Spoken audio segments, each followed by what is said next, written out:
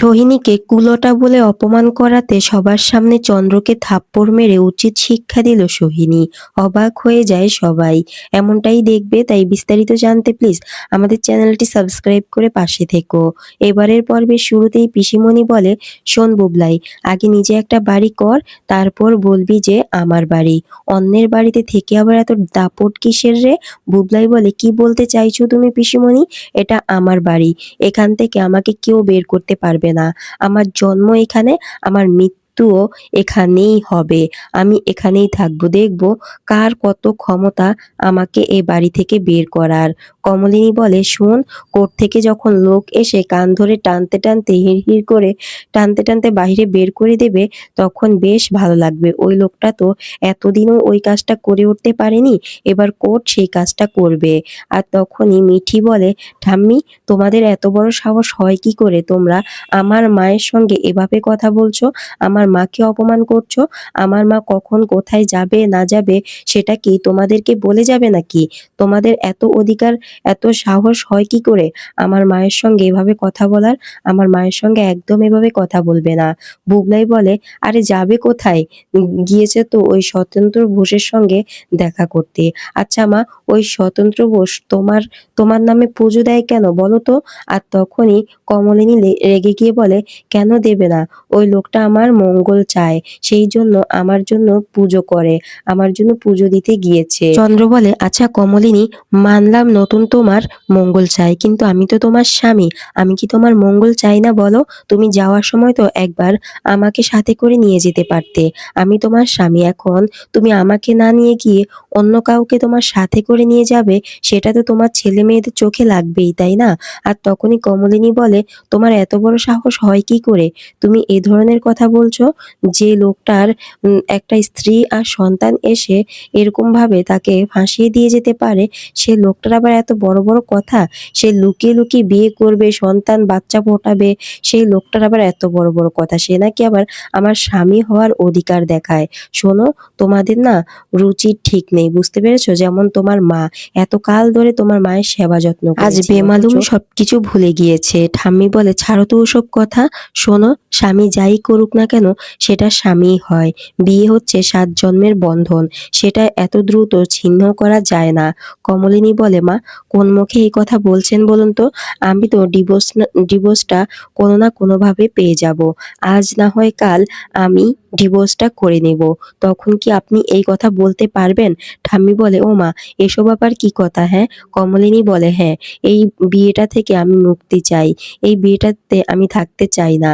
আর তখনই চন্দ্র বলে, থামো কোমো, থামো, আমি বুঝতে পেরেছি তোমার আমার উপরে অভিমান হয়েছে। মা, তুমি একটা কাজ করো তো, তুমি কোমোর জন্য একটু পায়েস করে এনো। আর তখনই কমলিনী বলে, খবরদার, আমার জন্য একদম পায়েস করতে যাবেন না, আমি ওনার হাতে পায়েস খাবো না। আর এই কথা শুনে ঠাম্মি বলে, কি, তুমি এই কথা বলতে পারলে বৌমা? এই কথা বলতে পারলে? আর তখনই বর্ষা বলে, পারবে না আবার বলতে? উনি তো আপনাকে কখনো আপনই মনে করেন না, এই জন্য এই কথা বলতে পারছে। আপনিও যে কেন ওনার জন্য শুধু শুধু পায়েস করতে গেলেন ঠাম্মি? আরে আপনার জায়গায় যদি ওই স্বতন্ত্র বোস পায়েস করে আনতো, সেটা খুব ভালো করে খেয়ে নিত।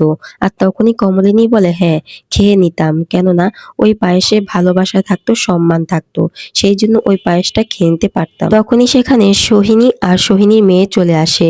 ওদেরকে দেখে চমকে ওঠে চন্দ্র। চন্দ্র বলে, কি ব্যাপার, আপনারা হুট করে বাড়িতে ঢুকে গেলেন কেন?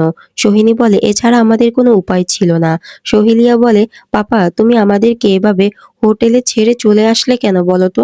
হোটেলের লোকগুলো আমাদেরকে বের করে দিয়েছে, আমরা ওদের টাকা দিতে পারিনি বলে। আর তখনই চন্দ্র বলে, সে কি, আপনারা হোটেলে থাকবেন, আমি আপনাদের ভরণ পোষণ মেটাবো কেন? হ্যাঁ, আপনারা আমার কি হন? আর তখনই সোহিনী কমলিনীর কাছে এসে বলে, শুনুন কমলিনী, আজকে আমি আপনাকে একটা কথা বলতে চাই। এই চন্দ্র হচ্ছে আমার হাজবেন্ড, ও আমাকে বিয়ে করেছে, ও আমাকে বিয়ে করে আমার পায়ের তলার মাটিটা অবধি কেড়ে নিয়েছে। এক রাতের ভিতরে আমার সব কিছু শেষ করে দিয়ে এখানে চলে এসেছে।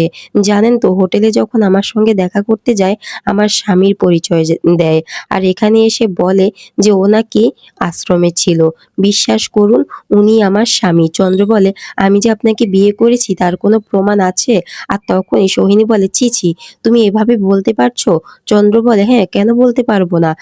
আমি যে আপনাকে বিয়ে করেছি সেটার কোনো প্রমাণ আছে বলুন? না হলে প্রমাণ দেখান।" সোহিনী বলে, "আমি যদি জানতাম তুমি এভাবে সবার সামনে আমাকে অপমান করবে, তবে আমি প্রমাণটা হাতে নিয়ে হাঁটতাম। বুঝতে পেরেছো? আমার যে সময়টা এভাবে খারাপ হয়ে আসবে সেটা তো আমি জানতাম না। তুমি যে এভাবে আমাকে অপদস্থ করবে সেটা তো আমি জানতাম না। তুমি একটা কথা মনে রেখো, এখান থেকে তোমাকে না নিয়ে আমি কোত্থাও যাব না। শুনুন কমলিনী, ও আমার হাসব্যান্ড। ও আমাকে বিয়ে করেছে। আর এই যে মেয়েটা দেখতে পাচ্ছেন, এটা চন্দ্রেরই মেয়ে।" চন্দ্র বলে, "চুপ! একদম চুপ! আপনাদের মতো মহিলারা না এভাবে অন্য পুরুষদেরকে ফাঁসিয়ে দেয়।" আর এই কথা শুনে তখন সোহিনী থাপ্পড় মেরে সবার সামনে চন্দ্রকে থাপ্পড় মেরে উচিত শিক্ষা দিয়ে দেয়। চন্দ্র বলে, "এটা আপনি কি করলেন? এটা আপনি কি করলেন?" এদিকে সহিলিয়া বলে, "বাবা, তুমি এভাবে কেন কথা বলছো? তুমি আমাদেরকে কেন অস্বীকার করছো? তুমি কেন মায়ের সঙ্গেই বা এভাবে কথা বলছো?" আর তখনই কমলিনী বলে ওঠে, "কেউ অস্বীকার করছে কি করছে না তাতে কিছু যায় আসছে না রে মা। আমরা সবটাই জানি, আমরা সবটাই বুঝি যে ওই লোকটা কি বলছে আর কি বলছে না। ও যে তোমার বাবা সেটা আমরা সবাই বিশ্বাস করি।" আর তখনই সোহিনী বলে, "দিদি, আমি না বলে পারছিলাম না। হোটেলে আমাদেরকে থাকতে দিচ্ছে না। কতদিন এভাবে থাকবে বলুন তো? এই লোকটা আমাদের পায়ের তলায় মাটি অব্দি কেড়ে নিয়েছে। ওখানে অনেকগুলো টাকা পাবে।" কমলিনী বলে, "কত টাকা বলুন?" সোহিনী বলে, ৳৯,০০০ পাবে। আর তখনই কমলিনী বলে, "ঠিক আছে, আমি টাকাটা দিয়ে দিব।" এদিকে পিসিমণি বলে, "আপনি যে আপনি সেদিন ওই কথাগুলো বললেন না কেন?" আর তখনই সোহিনী বলে, "কি করে বলতাম বলুন তো? আমার তো উপায় ছিল না। আমার স্বামী আমাকে বারবার করে ইশারা দিয়ে বারণ করছে, আমি যেন না বলি। কিন্তু শেষ আমি আর পারলাম না এই মিথ্যেটাকে এগিয়ে নিয়ে যেতে।" কমলিনী বলে, "আমি আপনাকে টাকাটা দেব। কিন্তু এ বাড়িটা তো আমাদের নয়। আপনি এ বাড়িতে থাকবেন কি করে?" এরপর কমলিনী সোহিনীকে টাকা দিয়ে দেয়। এরপর কমলিনী ঘরে এসে ব্যাগপত্তর গোছায়, যে বাড়ি ছেড়ে চলে যাবে। কেননা সোহিনী বলে দিয়েছে এখন থেকে সোহিনী এ বাড়িতে থাকবে, হোটেলে থাকবে না। যতদিন অবধি না চন্দ্র এ বাড়ি থেকে ওদের সঙ্গে যাচ্ছে ততদিন অবধি এ বাড়িতেই থাকবে। সেই জন্য কমলিনী বাড়ি ছেড়ে চলে যাচ্ছে। আর তখনই সবাই মিলে বোঝাচ্ছে, কিন্তু কারো বুঝি কমলিনী মানছে না। এরপর মিঠি সবটা খুলে বলে ফোন করে নতুনকে। নতুন বলে, "না, এরকমটা করলে হবে না। তোর মাকে আটকা। যেভাবেই হোক তোর মাকে আটকা। সন্ধ্যে অবধি অন্তত আটকা।" আর তখনই মিঠি বলে, "কেন তুমি সবাইকে জোর গলায় বলতে পারছো না যে এটা তোমার বাড়ি? তুমি যাকে চাইবে সে এ বাড়িতে থাকবে। বাকিগুলোকে তুমি কেন ঘাড় ধরে বের করে দিচ্ছ না নতুন কাকু?" নতুন বলে, "সব হবে সন্ধ্যাবেলা। তোর মাকে সেই অবধি একটু আটকে রাখ। কোত্থাও যেতে দিবি না।" তারপর মিঠি ঘরে এসে তার মাকে বোঝায়। কমলিনী বলে, "তোরা আমাকে আর বাধা দিস না। তোরা বড় হয়েছিস, কেন বুঝতে পারছিস না? মায়েরও একটা সম্মান আছে।" আর তখনই মিঠি বলে, "আমি কিছু বুঝতে চাই না মা। তুমি অন্তত সন্ধ্যা অবধি এ বাড়িতে থাকো, তারপর না হয় তুমি যেও।"